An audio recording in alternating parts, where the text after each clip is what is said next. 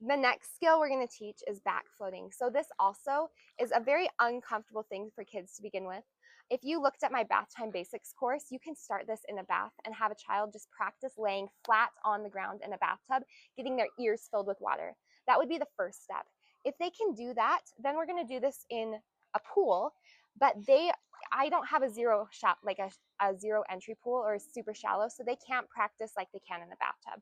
But we can do this here in a deeper part. And when I say deeper, it's deeper for them. So I still can stand, but she is just going to go on her back. And the progression is to start with the head on the shoulders. Okay, toes in the water, toes in the water. And this just gives them an idea of like, they feel really safe, right? Their face is next to mine. And then I can even start like this and then slowly get in, and I can control if their ears go in the water. Good. Sorry. Okay, so I can start with her head on my shoulder. Now, I would normally go deeper, but I do have a mic on, so I can't necessarily do that.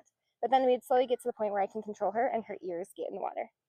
Yeah, we're just making that up with the mic. Okay, there we go. Once she can do that, then we progress to holding her head.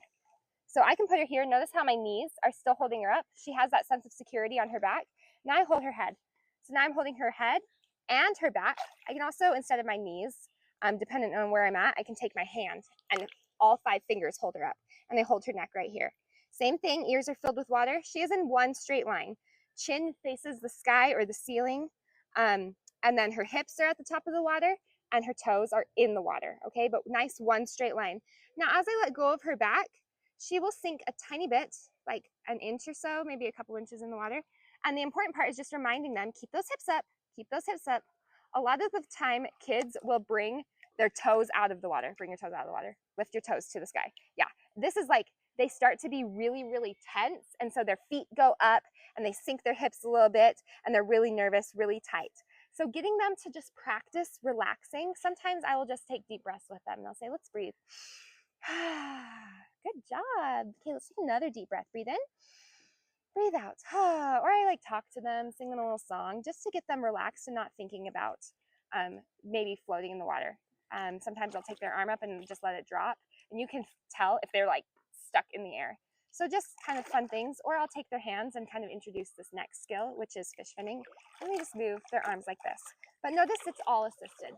I hold them the whole time. Now the natural progression would be I hold their back, 5 fingers, then I would let go or like move my hands up their back. That's what I'm doing. I'm just kind of spidering my hands up her back and then holding her neck, only her neck. This just makes sure I said, oh, your face is not going to get wet. Oh, lift those hips up, lift those hips up.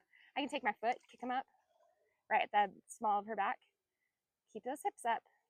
There you go. And then the progression would be maybe 1 finger, 2 fingers, 1 finger, which the 1 finger doesn't actually hold them, but they feel a sense of security. And then I would just kind of slowly let go and she can float on her back. Every back float looks a little bit different because body types are different. So sometimes kids' feet will sink a little bit. And that's when we introduce the fish finning arms, where they're going to take their hands and kind of just help like press their hips up like this.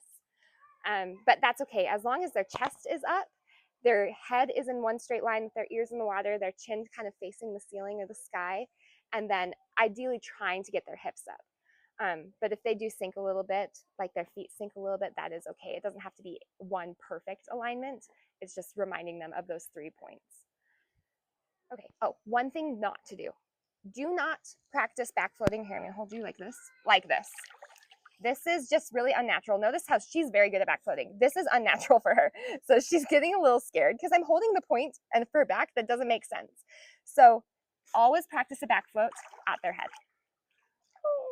There we go.